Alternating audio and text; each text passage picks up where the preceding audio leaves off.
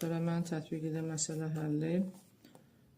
Deməli, burada birinci tapşırıqda tam səthin sahəsi 24 pi.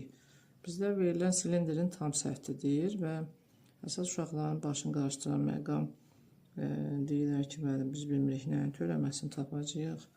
Burada görürsünüz, deyir həcmi ən böyük olsun. Ən böyük ən kiçik qiymətin tapmaq üçün törəməsini tapıb sıra bərabər edirik. Deməli, burada törəmə bərabər 0 həcmdir və törəmə bərabərdir 0-a.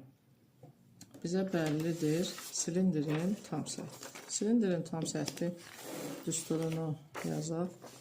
Silindrin tam səth düsturu 2 pi r h s yan üstə gəlsin 2s oturacaq. 2 pi r kvadratı bərabərdir 24 pi.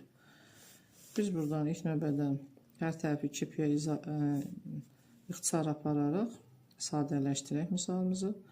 Olacaq RH üstə gəlsin r kvadratı bərabərdir 12. Və bizdən soruşulur radius nə qədər olmalıdır. Deməli, bizdə burada əvəz olunacaq dəyişən hündürlükdür. Biz hündürlüyü əvəz etməliyik. Hündürlüyü tapırıq ki, 12 çıxılsın r kvadratı bölünsün r. Aha, bəs bunu biz harada əvəz edəcəyik? Aydın məsələ ki, bizdən V həcm soruşubdur. V həcm isə bilirik ki, S oturacaq vurulsun H-dır. S oturacağımız da dairə olduğundan pi r kvadratı H-dır. Törəməsini tapıb sıfıra bərabər edirik. Və H-ın yerinə yerləşdirək. Pi r kvadratı vurulsun 12 çıxılsın r kvadratı bölünsün r bərabərdir sıfıra. Hələ törəmə tapmadan öncə sadələşmə edək, sonra r kvadratı ilə r-i ixtisar aparaq. Olur 12 pi r çıxılsın. R-in biri qalıb burada. Pi r-i r kvadratına vuranda pi r kubu. Bərabərdir. İndi törəmə tapırıq. Radiusla törəmə bizə əgər rahat deyilsə, siz radiusa x də deyə bilərsiniz. Bu şəkildə, əgər kiməsə rahat deyilsə, bu şəkildə də törəməni tapa bilərsiniz. Amma buna bir x kimi yanaşın. Və bilirik ki, kx-in törəməsi k verir. Yəni 12 pi çıxılsın. 3-ü önə keçirdik. 3 pi x kvadratı bərabər 0. Hər tərəfi də 3 piyə bölürəm. Hər tərəfdə 3 piyə bölsəm 4 çıxılsın x kvadrat bərabər 0. X-imiz də plus minus 2-dir və cavaba yəqin ki, bilirsiniz, müsbət 2 yazacağıq. Bu birinci tapşırığımızın həllidir. İkinci tapşırığı özünüz yazacaqsınız. Məncə bunu bacaracaqsınız. Üçüncü tapşırıqda 48 ədədini elə iki müsbət ədədin cəmi şəklində göstərin ki, onlardan birinin kubu ilə digərin kvadratı cəmi ən kiçik olsun. Burada bizə iki ədədin cəmi 48 veribsə, burada nə iş görürük? Deməli, birinə yazırıq ki, x-in birinin kubu ilə digərinin kvadratı. Aydın məsələdir ki, ədədlərimizdən biri x-dirsə, digəri isə 48 çıx x olacaq. Birinin kubu x kubu üstə gəlsin, 48 çıx x kvadratı bərabər 0. Və bunu da törəməsini 0-a tapıb bərabər edəsiniz. 3x kvadratı üzərinə gəlinsin.